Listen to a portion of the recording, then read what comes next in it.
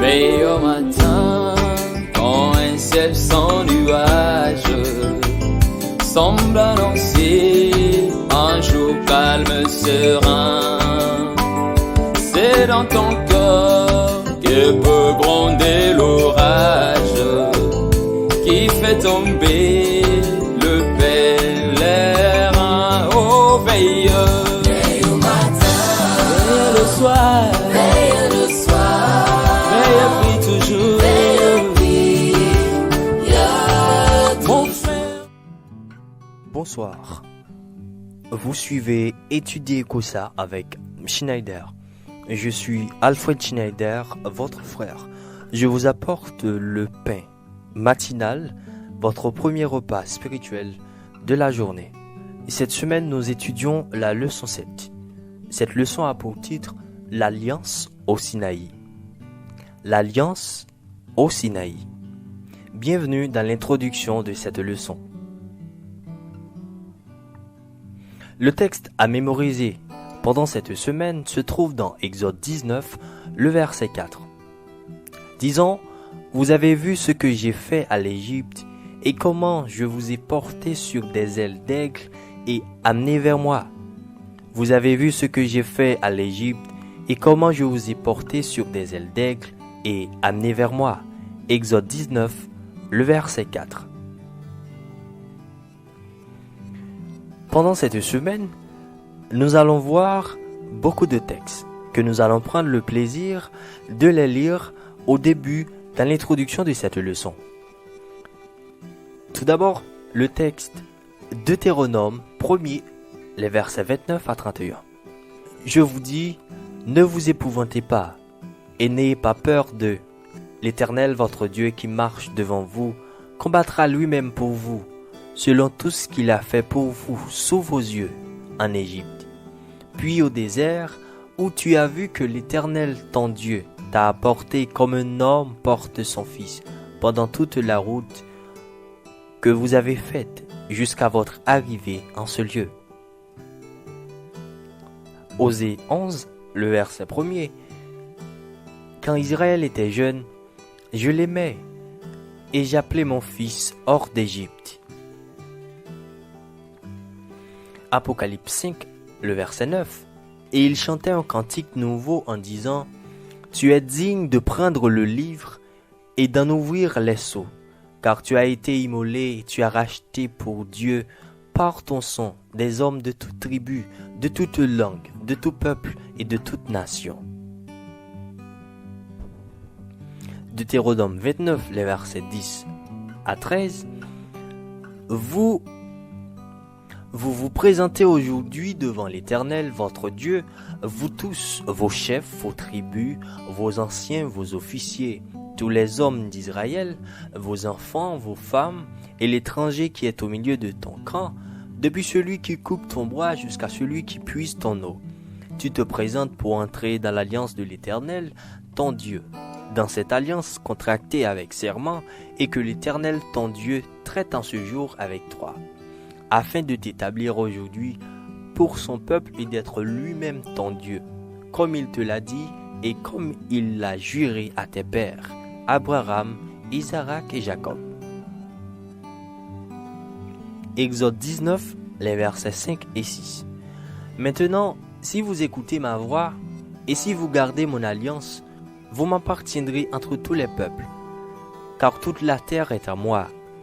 Vous serez pour moi un royaume de sacrificateurs et une nation sainte. Voilà les paroles que tu diras aux enfants d'Israël. Romains 6, les versets 1 et 2. Que dirons-nous donc? Que dirons-nous donc? Demeurerions-nous dans le péché afin que la grâce abonde? Loin de là. Nous qui sommes morts au péché, comment vivrions-nous encore dans le péché? Apocalypse 14, le verset 12, c'est ici la persévérance des saints qui gardent les commandements de Dieu et la foi en Jésus-Christ.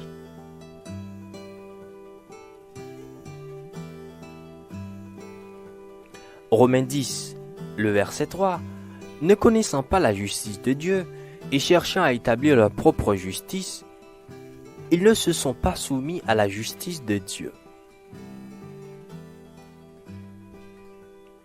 Un petit garçon, l'un des 7 ans, a eu un accident et a été transporté à l'hôpital. Chez lui, il y avait rarement assez de choses. Il n'a jamais bu plus de la moitié d'un verre de lait. Si le verre est plein, il le partage avec 2 autres enfants et celui qui buvait le premier devait faire attention à ne pas trop en boire. Après que le petit bonhomme ait été mis à l'aise à l'hôpital, l'infirmière lui apporta un grand verre de lait. Il le regarda avec nostalgie pendant un moment, puis, se souvenant des privations à la maison, il demanda « Jusqu'à quel niveau dois-je boire ?» L'infirmière, les yeux brillants et une boule dans la gorge, lui dit « Bois tout, mon enfant, bois tout. » Comme ce garçon, c'était le privilège de l'ancien Israël, comme c'est le nôtre, de boire profondément au puits du salut. La délivrance d'Israël des siècles d'esclavage, d'oppression a été une merveilleuse démonstration de la grâce divine. De même, la grâce divine est impliquée dans notre propre émancipation du péché. Aperçu de la semaine. Durant cette semaine, nous allons voir en profondeur quelle image le Seigneur a-t-il utilisée pour décrire sa relation avec Israël. De quelle manière les histoires de l'Exode et du Sinaï sont-elles parallèles au salut personnel? Et quel était le rôle de la loi dans l'alliance au Sinaï? Nous venons de voir l'introduction de la leçon 7, ayant pour titre « L'alliance au Sinaï ». Et le texte à mémoriser pour cette semaine se trouve dans Exode 19, le verset 4, disant « Vous avez vu ce que j'ai fait à l'Égypte, et comment je vous ai porté sur des ailes d'aigle et amené vers moi. Vous avez vu ce que j'ai fait à l'Égypte, et comment je vous ai porté sur des ailes d'aigle et amené vers moi. » Exode 19, le verset 4. Étudions, chers frères et sœurs, davantage la parole de Dieu. Quand les bruits de la terre font oublier le céleste séjour, trouve un instant pour être solitaire dans la prière et dans l'amour. Veille au matin, veille au matin, veille au soir, veille au pire, toujours. Veille au matin, veille au matin, veille le soir,